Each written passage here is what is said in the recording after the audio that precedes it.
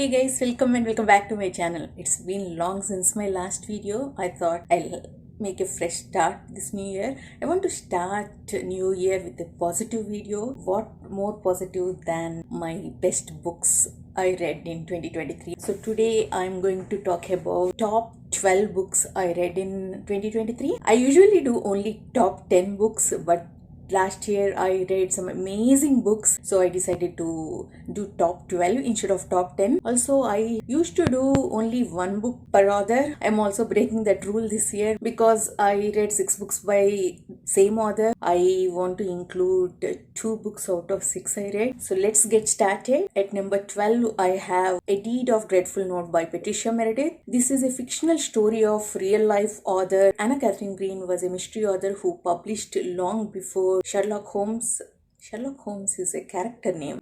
I totally forgot the author name of Sherlock Holmes books. I should have googled before starting filming. I'm so sorry. Sir Arthur Conan Doyle. I hope I'm right. Anyway, Anna Katharine Green published her mystery novel long before Sir Arthur Conan Doyle and Agatha Christie, but I never heard about her until I read Patricia Meredith's book. Patricia Meredith brought her to life through this fictional story, how she started writing while solving a murder. I think her father's client was murdered, so she was part of the investigation. While doing that investigation, she starts writing her first book. I love the simplicity of this book. I love the writing process and I loved the romance in this book. That was the surprising part. I think that was my favorite part. Also, it's not like there was too much focus on romance. It was in the background. We can feel that emotion, but there was never focus on that actually. That was really well done. At 11, I have A Labyrinth of Science and Sorcery by Curtis Craddock. This is a surprising read for me. I mean, entire whole trilogy. I know actually going into this that it has unique setting and unique magic system and it has airships and all. But what I did not expect was a brilliant characterization. That became my favorite part of this trilogy. Both main characters, Jean-Claude and Isabelle, share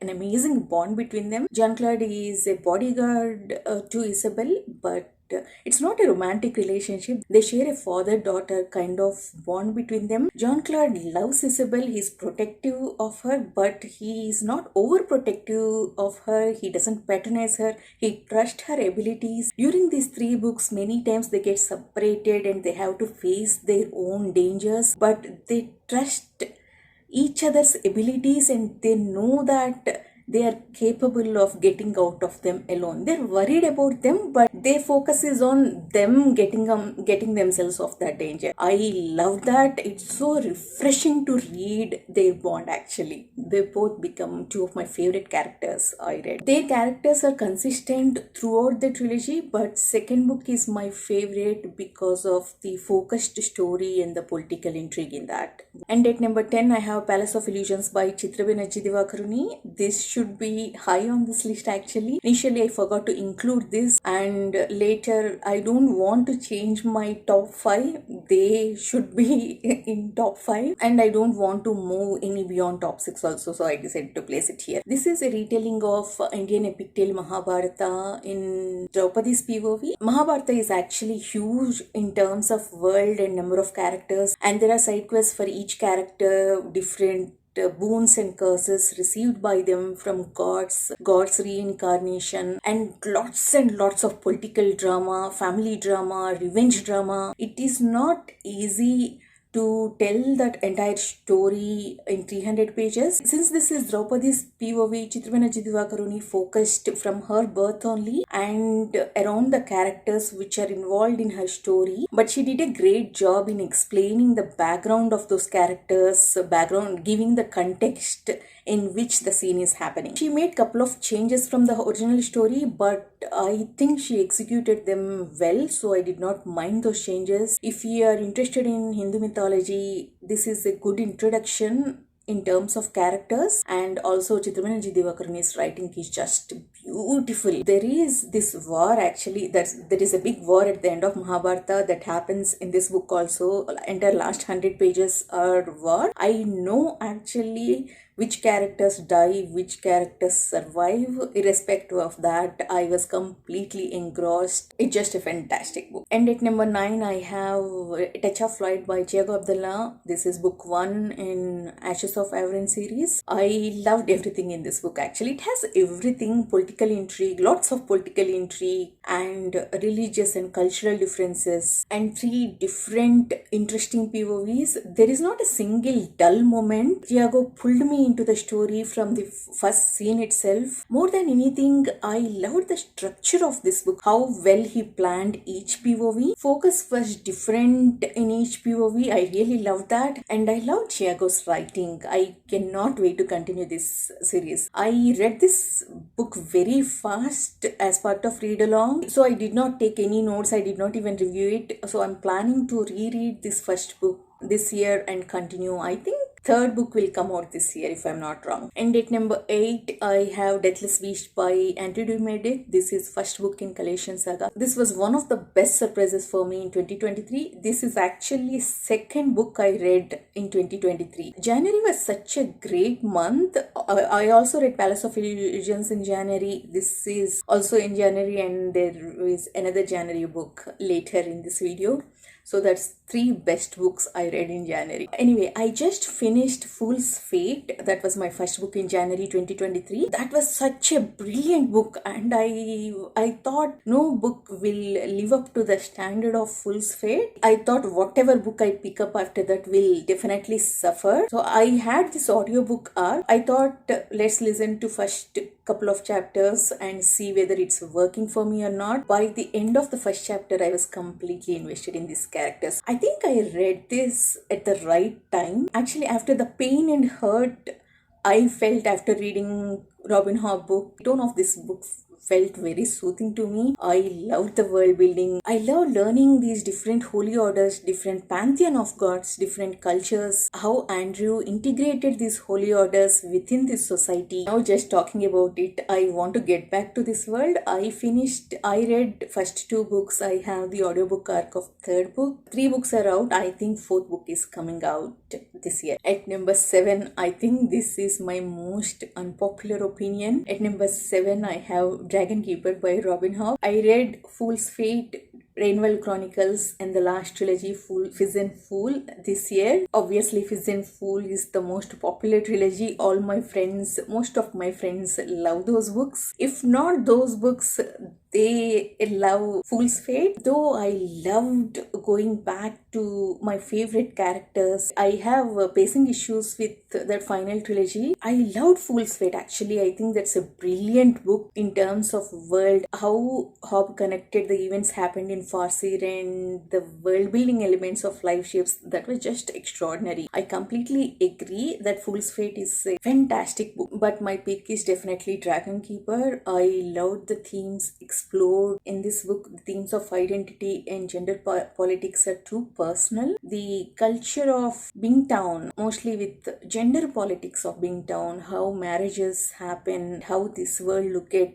male-female relationships. It reminded me of my culture while growing up. In Rainwell's, actually we go deep into Bingtown and Rainwell's culture, especially Rainwell's. So these characters, Alice and Thymara, things happen to them, how people talk to them. I have seen that actually growing up. Those exact dialogues were spoken to some of the people I knew. Those things happened to some of the people I knew. So these are too personal, and not just because of those things. I think this is a good setup book. Pacing was perfect. There is not a single dull moment. The background of these keepers, the problems they faced, the politics behind them, everything worked for me. At number 6, I have Cyrus Corax Captures the Castle by KJ Parker. This is second book in Corax trilogy. I loved the first book as well, but second book made me fall in love with main character Cyrus Corax, and I love the philosophy Parker explored in this book. And throughout the second half of this book, we are in main character's head. Throughout this trilogy, we are in main character's head because this is in first person narration. But throughout the second half of this book, main character travels alone for a long distance, so there is no dialogue for a long time. Parker explored the philosophy of prey and predators through his thoughts. I loved that. I could easily read an entire book just that. Also, I find Cyrus Corax hilarious. I read this trilogy in parallel with Engineer trilogy. That was so bleak. So, in comparison with that, I always looked forward to getting back to this trilogy, reading these books. I was so sad actually this trilogy ended. I could have easily read multiple books. Cyrus Corax going on different adventures. Such a good book. Also, I think this is a good start for Parker if you want to start here. Now it's time for my top 5. I think every book in this top 5 list can be my top 1. I loved all of them. I ranked them based on my experience with them and how much I think about them. At number 5, I have Wishful Ascending by J.C.M. Byrne. I love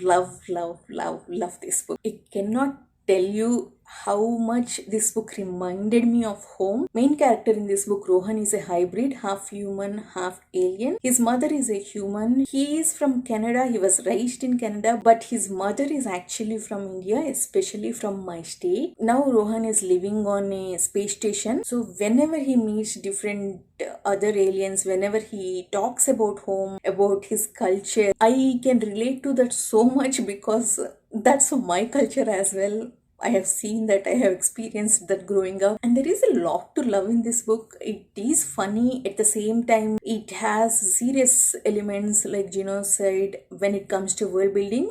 I mean, we did not get more details of that. I think it will be explored more in future books when we learn more about the world, and I like all secondary characters, this small group of friends Rohan has. Such a fantastic book. I think 4 books came out already, 5th book will come out this year. I cannot wait to continue this series. I think I'll pick these books up whenever I miss home. At number 4, I have Imperium by Robert Harris, first book in Cicero trilogy. I am forever grateful to Alan for doing this read along. If not for him, I wouldn't have picked this up. This book single-handedly made me interested in Roman history. Because of reading this trilogy, I want to read more of Roman history. I loved following Cicero through his political journey. I was so invested in these events that happened 2000 years back. I give entire credit to Harris for that. His writing is just brilliant. He made me invested in these characters, Cicero's friend, Cicero's cousin, even other politicians we see. I loved Cato and his philosophy. Actually, all my opinions are based on this trilogy. Apparently, they are very unpopular. These politicians, actually, they are not exactly good people. They did so many bad things. Even then, I cried for them when they went through bad things. You can imagine what a great writer Harris is. I loved all 3 books, but Imperium is my favorite. First half of it reads like a legal thriller, and second half of it reads like a political thriller. If you are into Roman history, don't miss this at all. Even if you are not into historical fiction, give this a try. It actually reads, entire trilogy reads like a political thriller. And at number 3, I have The Hammer by KJ Parker. This book just blew my mind. Easily one of the best books I ever read. What Parker did with this main character Gignomai, where he took the story, no one else would have made me like it. Gignomai is not a nice person. He is the definition of morally grey character, more black than white if you ask me. I like Parker's approach with morally grey characters. Neither Parker nor his characters try to convince us they are good people. They just say, I know this is wrong, but I'm doing this because of so and so reason. That's it. Parker leaves it to us to draw our own conclusions. I love that. I haven't yet filmed review for this. At least 4 times last year, I sat in front of camera to review this book, but I got stage fright. I was worried that I wouldn't be able to do justice for this brilliant book. I was just blocked, like writer's block. Because of this book's review, I am behind on every review because every time I start to film, I want to do this review first. Anyway, I am hoping to get over it this year and finish this review and catch up on all my reviews. At number 2, it's The Stone Sky by N.K. Jemisin. This is the third and final book in Broken Head trilogy. I think this is the best final book I read after Price of Spring, which is the final book in LPQ. That is my favorite book ever. After reading Price of Spring, I think this is the only book that reached that level. It is such a brilliant book. Jemisin answered every question we get from the first book of this trilogy. We get to know how this fifth season started, what are these obelisk gates, and who are guardians. Every single question was answered in this book, and she did not spend like hundreds of pages in answering each question. This book is only around 400 pages. She answered those questions while exploring themes like motherhood, xenophobia, and classism. I think this book deserves every praise, every award it got. I liked first two books as well, but this final book single-handedly took this series to one of the best series I ever read. I did a spoiler-free review of this series. I am very proud of that review actually. One of the best reviews I ever did. At number 1, it's The Dragon's Path by Daniel Abraham, first book in Dagger and Coin series. Some of you may say that other books like The Hammer or The Stone Sky are better books than this, but I loved reading this book. If you have been following my channel, you know how much I loved Long Price Quartet, which is another series written by Daniel Abraham. That series became my favorite series and Daniel Abraham became my favorite author. I gave a lot of gap after finishing Long Price Quartet because I was worried no other book will live up to that experience. So I read this book after giving 1.5 year gap, and I loved every moment of this. Every word, every line is meaningful to me. I loved the way Abraham introduced these characters, loved the way he introduced the world and the intrigue behind the magic system and the unexpected event in the middle of the book. I was speechless when I read that. Abraham's guts to execute something like that amazed me. In my opinion, there is no perfect setup book than this. This is a perfect first book in an epic fantasy series. LPQ is little different to other fantasy series, not just in terms of unique magic system. It has these poses and people are little uncomfortable with that, but this is in line with other epic fantasy books, and this is just fantastic setup book. Let me know what is your favorite book of 2023 in comments, and I wish you all happy new year. I hope your life will be stress free and filled with great books and stories. Thank you for watching. See you in the next video. Bye bye.